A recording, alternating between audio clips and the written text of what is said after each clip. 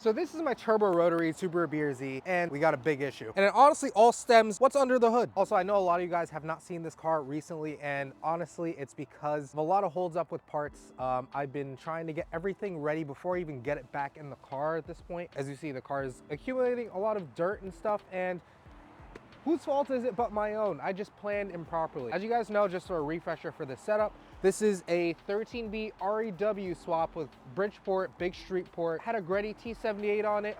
Some big news is gonna come out with what else is going on this car for the upcoming season and stuff like that, because this car is gonna be much different. But you know, as you know, we need content. You guys need to see this, so it's a win-win. So if we take a look under the hood here, we'll see a few things. Everything but an engine, and a whole lot of leaves. Oh my God. And it looks like something's been, that is all melted. Oh no. No, truly, what happened here? Hold up. This is actually a complete shock to me. This is actually all organic. Hold on, let me show you what I'm talking about. I'm currently not able to store this car inside, obviously, but look at underneath the hood here. This is like an incredible amount of leaves, but my ultimate concern right now is this.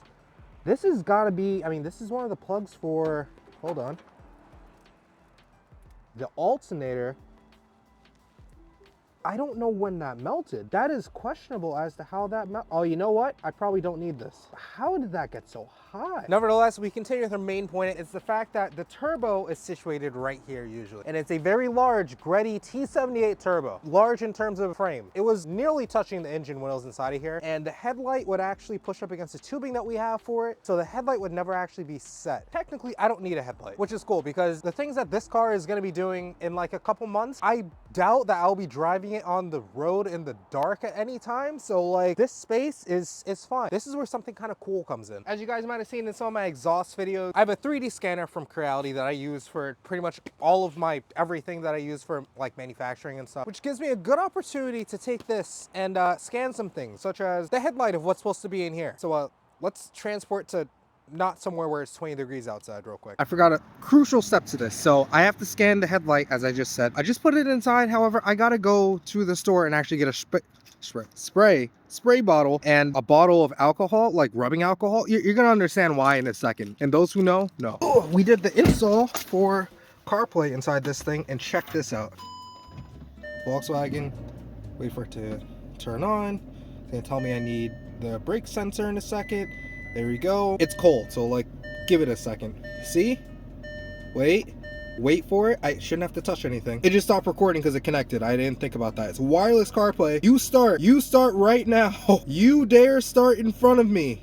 All right, there we go. If we go home, just so it doesn't show my address real quick. Wow, can you not tell it's cold outside? There, turn off the music so we don't worry, it's warming up. Please work.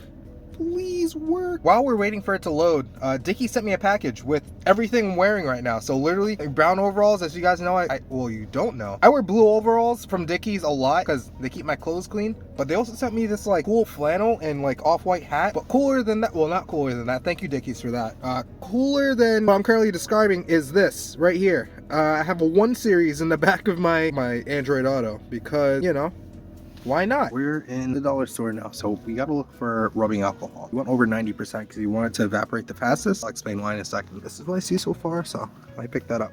Next thing you also want is a spray bottle.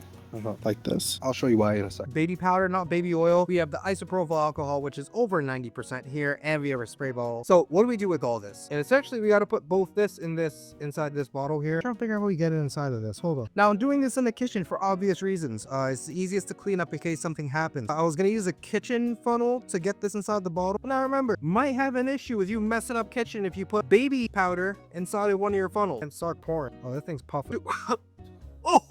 Okay, take your isopropyl alcohol, start pouring. Oh geez, I'm making a mess. Could be worse. Honestly, I'm gonna put in a lot because I feel like I messed up by putting too much of the baby powder. All right, there we go. So you see how it's looking milky right now. Top tip, you can close the bottle if you have one of these. Put this right here so it's already stuck and turn it up.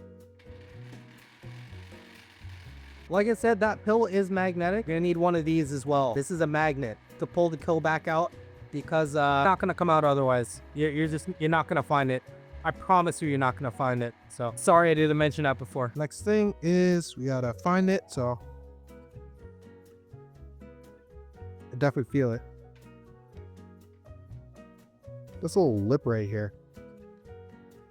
Okay, there's no way. Oh, there we go. All right, see, came out. And now you spray out of this, it will come out with powder alcohol.